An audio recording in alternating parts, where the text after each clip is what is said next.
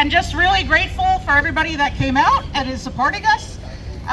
It's pretty amazing, and we feel very honored to have you all. And yeah, we're here to take a stand against ICE.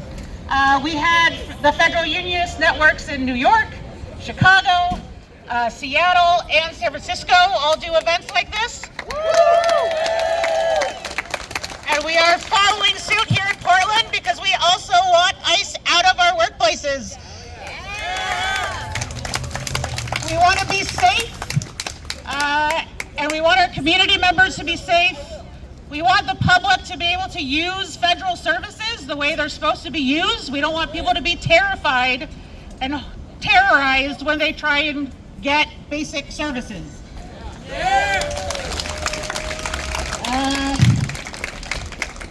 What we're seeing happen right now is not what any of us as federal employees signed up for. We're here to serve. We're not here to terrorize. We took an oath to the Constitution, not to a king, not to any administration. And this is a lot different. This is a lot different than it's been in the past. It's pretty scary, and we are really appreciating everybody coming out and taking a stand.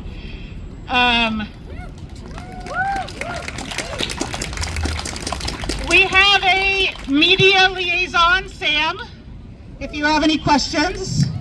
There is a police liaison here. If there's any issues with police or anyone else, people in the high-vis vests, orange and yellow, just grab one of them. We don't want to deal with that. We're here to protest and take a stand, not deal with troublemakers. We have masks and water up here for anyone if you want some, and buttons. Yeah, and I think we're ready to get started. Thank you everybody for coming out today. Thank you to all the agencies and organizations, the labor unions, everybody that endorsed and supported this event. We really appreciate that, and I'm just so happy to be here. And thank you to the Federal Unionist Network who organized this event. I am a proud, thank you. Yeah. I'm a proud Federal Unionist Network member. I am also a federal employee. I've been working for the VA here in Portland for just about 15 years. And I am a member of AFGE Local 2157. I am speaking today as a citizen, not on behalf of the federal government or the VA. To say that the abuse of the federal workforce is a point of leverage for the fascist agenda of this administration is an understatement. We are seeing illegal firings, mass layoffs, changes to employment status, and the attempts to eliminate bargaining units as evidence of this. And we are here today with the clear message that we are not standing for that. Further, we're seeing ICE now abusing another point of vulnerability for federal workers. And our message today is loud and clear. We won't stand for that. We will rise up, we will resist, and we will defend federal workers and all labor.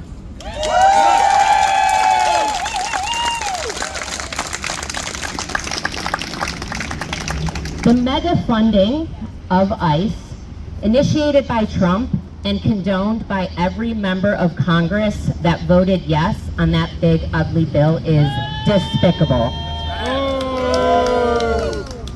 It's despicable. And we are now seeing that funding being used to support illegal, cowardly behavior from ICE as they are disappearing hardworking people who are just trying to get a day's work in, who are going about their daily business and spending time in their homes with their families, and it's morally reprehensible. We know this to be the fascist playbook. We know to divide, dehumanize, target, and attack is what's coming.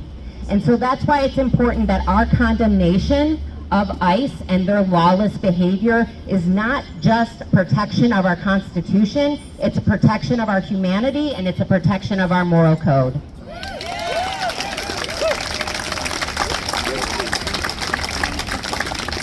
And I am so heartened to see everybody here today, because it reminds me that this resistance is strong, and it's growing, and it will continue.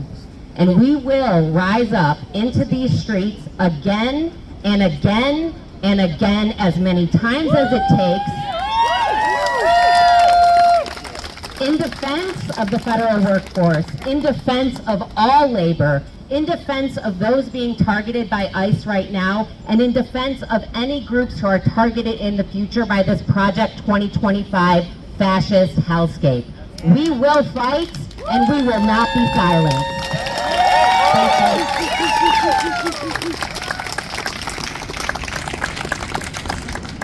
Pretty hard to beat, she was great. I couldn't agree more with everything that she said. My name is Garth Bachman. I'm the business manager of the International Brotherhood of Electrical Workers, Local Union 48 here in Portland, Oregon. We're primarily a private sector union. We do represent some public employees, but I'm here today because, and our members are here today because this is an issue that is affecting all workers, whether they're in the public sector, private sector, or any sector. And it is a racial issue. This is 100% racial profiling. There's no due process. The law is not being followed by the very people that claim to be in favor of law and order. We do have to put a stop to this. I see the ICE vehicles, or the Department of Homeland Security vehicles, out in my neck of the woods. I live in Scappoose, outside of Portland. I've never seen Homeland Security vehicles out there before. I see them almost daily now. And they're in strange places. They're not in places where there's any problems. This country has way more problems than immigration, and immigration is really not a problem. We need to fix this. So while I'm going to stand here, and I'll catch some heat from some of our members tomorrow, more than likely, and that's okay. I'm proud to be here, and I'm proud of all of our members that are here, and I'm proud of all of you. Thank you for all being here.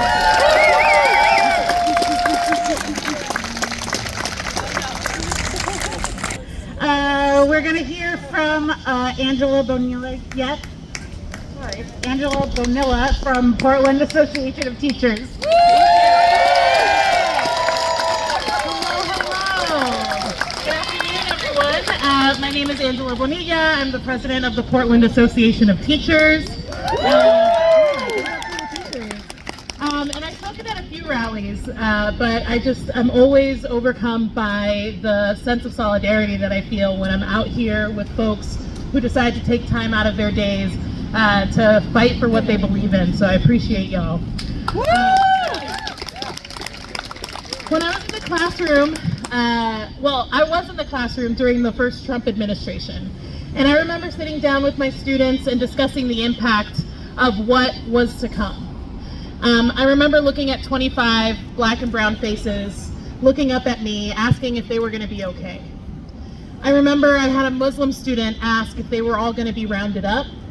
I had a Latina student sharing how worried they were about their parents being deported and leaving them alone. And I explained the balance of powers in our government.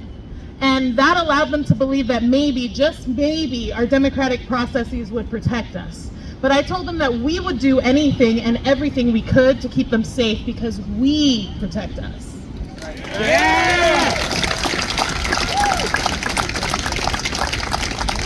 But this threat of white supremacy and natalism is not new. As a child of immigrants growing up in New York City in the 80s and 90s, I saw how corporations exploited those who were deemed as less valuable and saw as less protected every single day.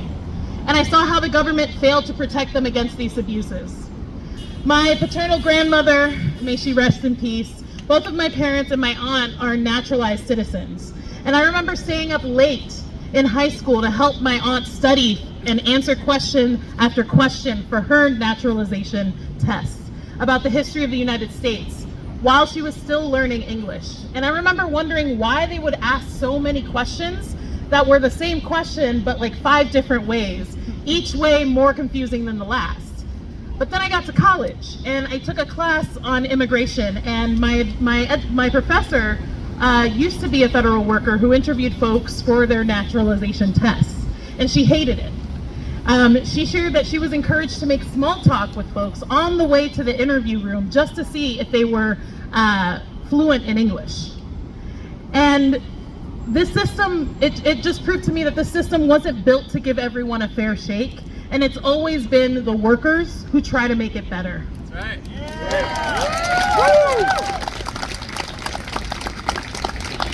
But it's only gotten worse. Now people worry that they'll be detained and deported because they followed the rules and went to their appointments at the ICE center, or went to work, or dropped off their kids at school, or went to the grocery store, went to the supermarket, and it's not fair. And let me tell you a little something about immigrants. They don't come to the United States because they love to be exploited and targeted. I know too well that they come because they hope against hope that they and their children will have the dignity, the safety, and the fair wages that they were denied in their home countries. Right? And unfortunately, I know that struggle for dignity, for safety, and for fair wages, that struggle's international. And regardless of the horrors that you might leave behind in your home country, we find that a new set of horrors and greed meet them wherever they go. But what I've also learned is that when people come together, when we unionize and recognize our power, that is when we're given the dignity, the safety, and the respect that we deserve.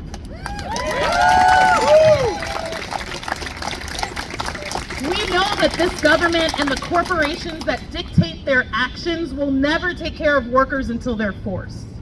And it is the work we do across different jobs, organizations, across the globe to show solidarity that actually terrifies them. Because they understand something that we're often led to forget. It is our labor, it's our hands, it's our voices, it's our bodies that make this work possible, and that makes them the profits and make our systems run. Without us, they are nothing. So the strategy is simple. We keep fighting. We continue the fight started by our Black and Indigenous ancestors. We lean on the lessons from the past and steward this movement into the next generation. Because every historian will tell you that neoliberalism is what lays the groundwork for fascism. When those with institutionalized power gut public services and care more about profits than people, they prime our country for someone like Trump. And what we're seeing now is the logical end of privatization and deregulation. Yet we're being fed this lie that those to blame are our trans neighbors and our immigrant siblings. That identity politics are the way that we are why we're here today, and I call bullshit.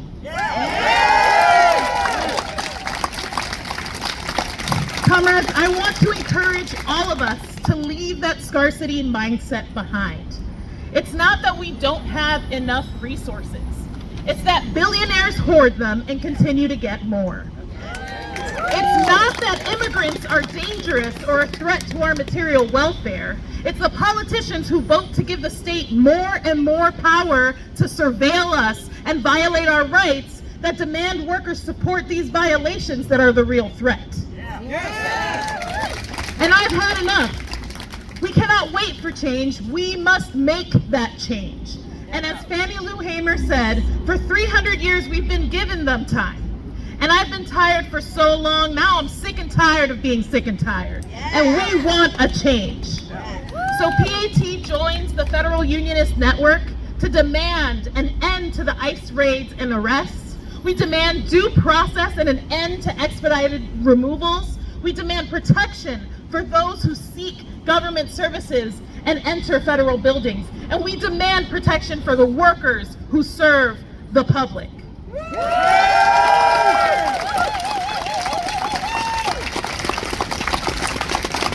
As a teachers union, the fight against ICE abuses is also our fight. When they come for federal workers and migrant workers and our students and our families, they come for all of us. And we won't stand down, we won't give up, and we won't stop fighting because we know that they're actually the cowards. Because when we push back, they flee. And when we fight back, we win. So when we fight, we win. When we fight, we win. When we fight, we win. Thank you.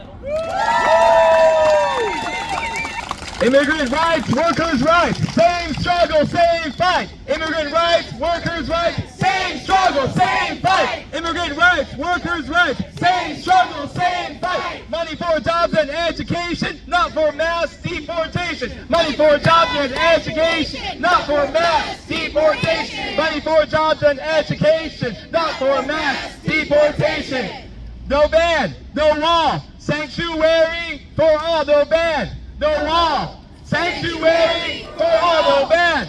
No wall, sanctuary for all. Thank you. Thank you. Next we're going to hear from Dina with Portland Contra Los Deportaciones. That's okay.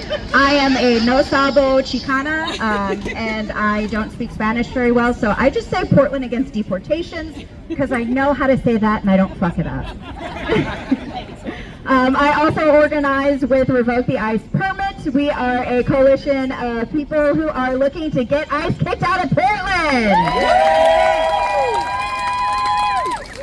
Now, both of these groups are focused on the rights of immigrants, our neighbors, our community members, because we know, just like everyone else has stated here, that there is nothing different from the immigrants who are in this country than from the citizens who are here, natural born, whatever. All of us is what makes this country great.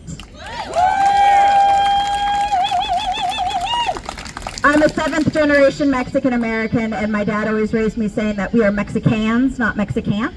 And so when Donald Trump decided that he was going to start, conspiring against my people to get us out of here, even though that border crossed us, thank you very much. My Mexican attitude said, absolutely the fuck not. We very regularly organize, and I am outside of ICE pretty much constantly yelling, usually very mean things to them. But there is nothing that any of us can say that is nearly even a 10,000th of as violent as the things that they are enacting on our community members. Yes. These deportations are illegal. Even just, I think it was yesterday, they took a person who had just been declared by the judge that they were going to have continuance until the year 2027, and they hustled him out down the stairway. You could hear him getting his ass beat by these cowardly fucking ICE agents with their covered faces in this hallway as he cried while he was being taken away by them. Shame indeed, shame indeed. The things that this government thinks that they're going to get away with against the people here is absolutely insane to me. They really truly are wanting to fuck around and find out. Yes. So I'm all about the find out stage, and let's give it to them, guys.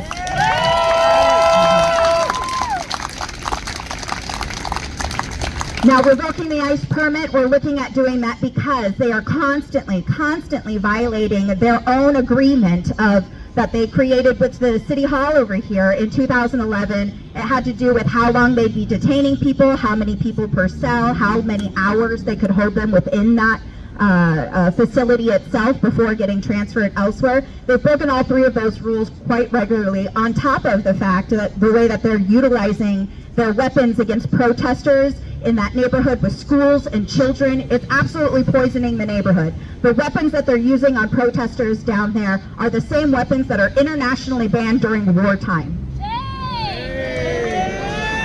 Things that if we used on a foreign nation, a foreign military, would be considered against the Geneva Conventions, and yet here we are having it used on our own citizens by this Gestapo, and no one is holding them accountable right now. No one. No one except our group, I think.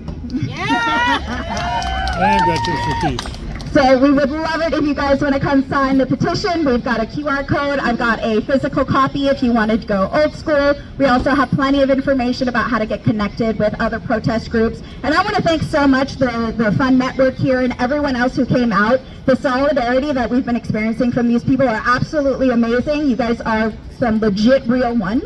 and I am so excited to be in solidarity with you, and I'm continuing to move forward, organizing and doing lots of really fun things together that are going to piss off this administration. Yeah!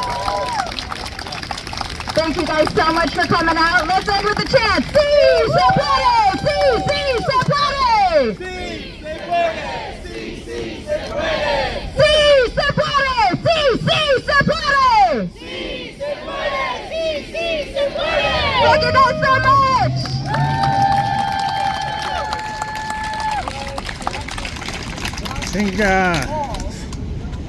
Thank you so much, Tina. We're gonna have from Mary Rose Shuko from the Portland Immigration Rights Coalition. Thank you. Thank you to the Federal Unionists Network for inviting me here today. What you're doing is incredible and a great act of courage. So thank you. Please give yourselves a round of applause. The immigrant community needs us all now more than ever. They need to know that there are allies in all the spaces that they navigate in, including the federal system. And I know that for you in particular, this is not easy. Today, there's a great risk at speaking truth to power, and so I thank you from the bottom of my heart for taking that risk. I'm the proud daughter of 2 immigrant parents. Like many immigrants, my parents came to the U.S. for a better future. My dad was a construction worker. He was a bricklayer, actually, and before he joined the union was being paid 70 cents an hour. He then joined the union and life got better for him and for our family. So thank you. My mom was a professional seamstress. They kept their heads down. They did their work. They worked, it felt like 24/7. My sister and I had a bedroom off the kitchen, and at night I would hear my mom's sewing machine that was in the kitchen whirring all night long as she was getting dresses ready for weekend parties for people that we would have no idea what kind of parties that they could go to. They gave their kids, 3 of us, the opportunities that they could only dream about. All 3 of us became professionals. My sister worked on the first space shuttle project. My brother was drawn to computers, and I became an immigration lawyer. Go figure. I cared for my dad a couple of years ago until he died of Alzheimer's. He was 96 years old. He had late all-stage Alzheimer's and wore his vulnerabilities on his sleeve. He also wore this bolo every day, so he's here with me today. My dad was small in stature.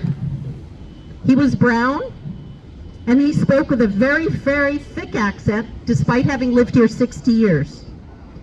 His entire life here in the U.S., since becoming a U.S. citizen, he carried around a little U.S. passport card in his wallet. And I never thought much of it. We knew they were U.S. citizens. They became U.S. citizens some years after they came to the United States. But I never really understood the significance of that card until now. Because you see, my dad would have been someone that ICE would have picked up on the streets today. My dad would have been someone who wouldn't have understood what was happening, would have been terrified, and in his late stages of Alzheimer's, would have been combative. In other words, my dad would have disappeared. And when I think about that, I can hardly breathe. But that's also why I fight. Because everyone picked up by ICE is someone's beloved parent, child, grandparent, sibling, grandchild, aunt or uncle. And no one, absolutely no one that walks amongst us deserves to be stripped of their dignity and their constitutional rights.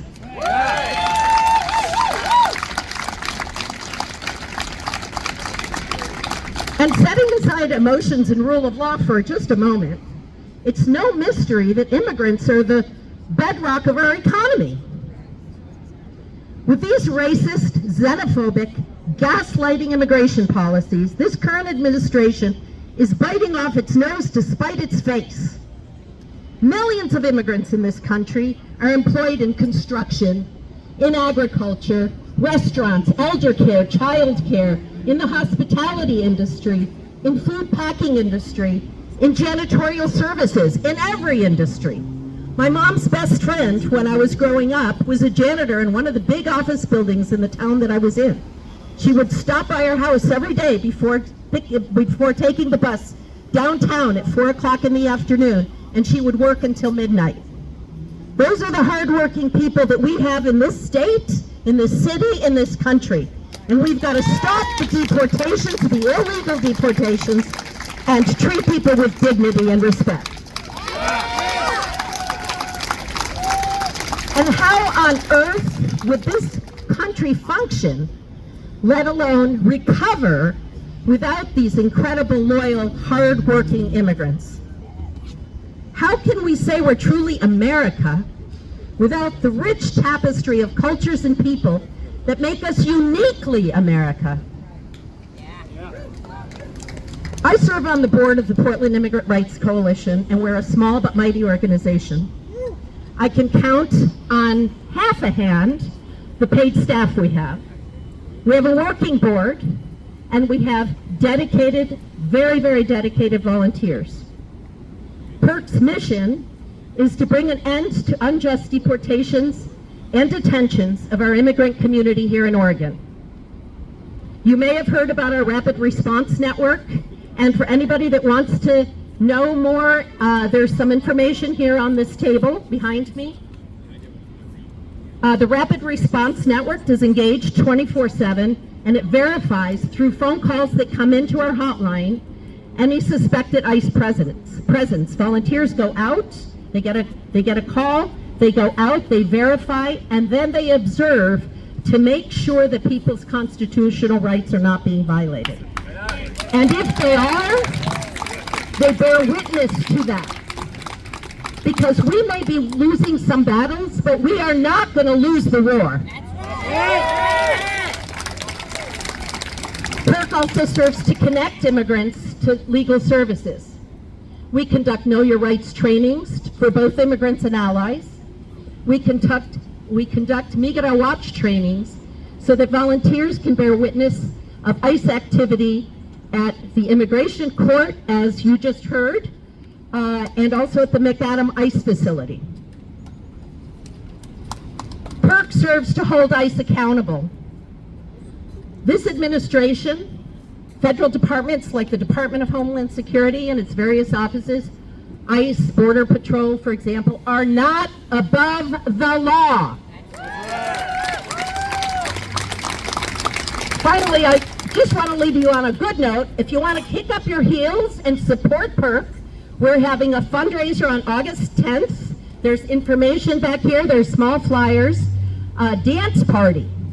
3 bands and a DJ from 4 to 10 on August 10th. So please swing by, pick up some information, pick up the number of the hotline, so if you see something, say something. And we together are going to win the war.